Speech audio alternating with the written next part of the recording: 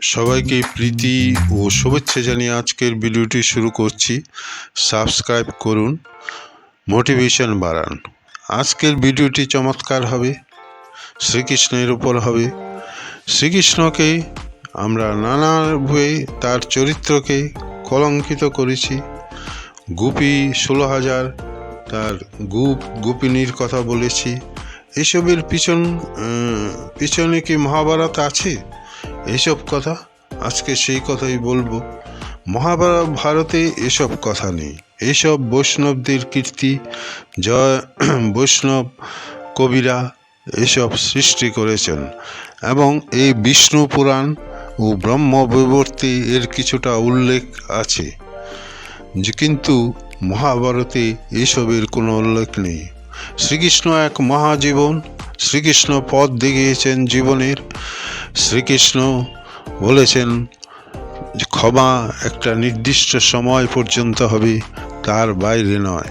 শিশুপালকে তিনি 100 বার ক্ষমা করেছিলেন, অর্থাৎ একটা নির্দিষ্ট সময় পর্যন্ত ক্ষমা।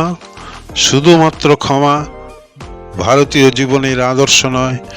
আমরা দেখেছি মহাত্মা গান্ধীকে বলেছেন এ গাল পেতে দিলে ও গাল, এ গালে চল মারলে ও গাল পেতে দাও। তিনি ভারতীয় নারীদের আদর্শ করেছেন যে মুসলমান ধর্ষণকারীদের ধর্ষণের সুবিধা করে দিতে হিন্দু নারীদের বলেছেন নোয়াখালীতে গিয়ে। তিনি এইসব উদ্ভট কথা বলেছেন। এই কি ভারতবর্ষের আদর্শ? না, ভারতবর্ষের আদর্শ নয়। শ্রীকৃষ্ণ আমাদেরকে বলেছেন ক্ষমা একটা নির্দিষ্ট সময় পর্যন্ত করবে, শান্তির জন্য তুমি চলবে, কিন্তু শান্তিও একটা নির্দিষ্ট পথ পর্যন্ত থাকবে। সেই পথের সীমানা আছে, সেই পথের একটা সময় আছে। সেই সময় নির্দিষ্ট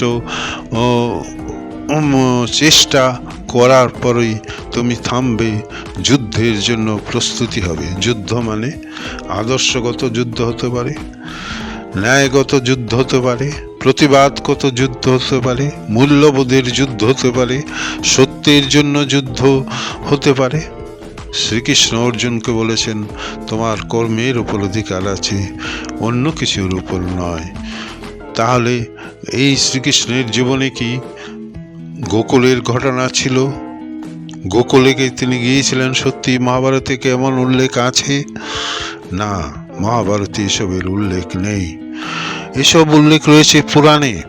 পুরাণে বসুদেবের জেল যাওয়া, দেবকীর গর্ভে তার 8ম সন্তান শ্রীকৃষ্ণ হওয়ার, তাকে চমৎকারিত্ব সহ যমুনা পার নিয়ে যাওয়া, নন্দের সেই রাতে উৎপন্ন মেয়েকে যোগমায়ায় চুপি চুপি পরিবর্তন হয়ে যাওয়া ইত্যাদি কাহিনীর সংকেত মূল মহাভারতে নেই।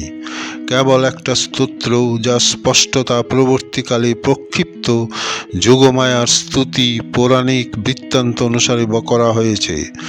এইসব কাহিনীর মূলাধার আকাশবাণী, যার জন্য সতর্ক হয়ে কংস বসুদেবকে জেলে বন্দি করে সেখানে তার 8 পুত্র দেবকীকে থেকে হয়। এর জন্য 10-20 বছর লেগে থাকবে। মহাভারতে শ্রীকৃষ্ণ কংসের অপরাধের বর্ণনা করেন, কিন্তু সেই সব অপরাধে বসুদেবের 10-20 বছর জেল খাটানো নেই। তার উপর কোনো ব্যক্তিগত অত্যাচার করার বর্ণনাও নেই। সুতরাং এইসব কাহিনী স্পষ্টত প্রক্ষিপ্ত, অর্থাৎ মহাভারতের নয়। মহাভারতের পর কেউ এসব লিখেছে। হরিবংশে লিখিত আছে যে বসুদেবের পুত্র কৃষ্ণ নন্দের কন্যা যোগমায়ার অদল বদল এমনভাবে হয়, এই সম্বন্ধে বসুদেবের কেউ জানতে পারেনি। না জানতে পেরেছিল যোগমায়ার মাতা যশোদাই। হরিবংশ এসেছে বায়ু তথা লিঙ্গপুরণ হরিবংশের সঙ্গে একমত নয় বলে মনে হয়। সেখানে সেই অদল বদল যশোদার গাতস্বরে হয়েছে লিখিত আছে। পৌরাণিক বর্ণনার পার্থক্যের জন্য দেখুন অন্তিম থেকে পূর্বের অধ্যায়। পুরাণদের বালগোপাল যশোদা পরিবংশের বর্ণনা মতে তাকে নিজেই পুত্র মনে করলেন। এই কথা সম্ভবত পাঠকদের পক্ষে বোঝা মুশকিল। মহাভারতে যশোদার নাম পর্যন্ত নেই। তবে হ্যাঁ, অন্যত্র মহিলাদের মতো কৃষ্ণের মাতা দেবকীকে যশস্বিনী বিশেষণ দেওয়া হয়েছে। সম্ভবত এই বিশেষণই কিছু সময় পরে যশোদা নামক অন্য একটি মাতার রূপ পরিগ্রহ করে। দেবকীর পক্ষে পুত্রকে লুকানোর কারণ নেই। সম্ভবত রোহিণীর মতো যশস্বিনী দেবকী কৃষ্ণের লালন পালন স্বয়ং করেছিলেন। এও সম্ভব যে যশোদা নামে ধাত্রী রাখা হয়েছিল, তার কন্যা সেই দিন জন্ম নিয়ে মারা গিয়ে থাকবে। এই অবস্থায় তার মায়ের পক্ষে শ্রীকৃষ্ণের পালন করা সহজ হবে। সে তার উপযুক্ত ধাত্রী থেকে থাকবে। যুগমায়াকে মারা কংসের প্রচেষ্টা তার হাওয়ায় উড়ে যাওয়া ইতিহাস নয়। মহাভারতে বাল্যকাল সম্পর্কে খুব কমই বলা হয়েছে। এই কথা বলেছে। সুতরাং আমরা এইসব প্রক্ষিপ্ত এরপর আমাদের বিশ্বাস করা ঠিক নয়। মহাভারতের যে মহান চরিত্র আমরা দেখতে পেয়েছি শ্রীকৃষ্ণের, সেই চরিত্রকে সাথে খাপ খায় না। শ্রীকৃষ্ণ মথুরা থেকে গোকুলে, যা যমুনার ওপর তীরে 2.5 মাইল ব্যবধানে বিদ্যমান, সেখানে পাঠানো হয়।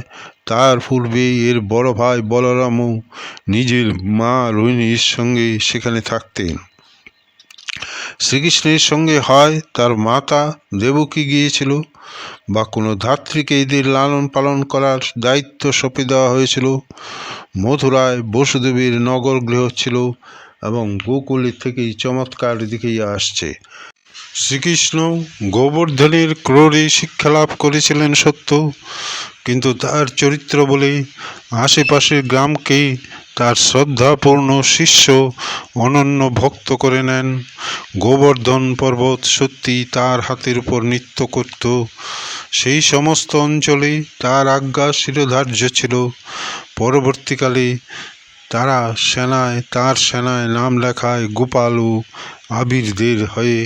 তার বাল্যকাল বাৎসল্যময় সেবাব্রতপূর্ণ ব্রহ্মচর্যের ফল ছিল এটা।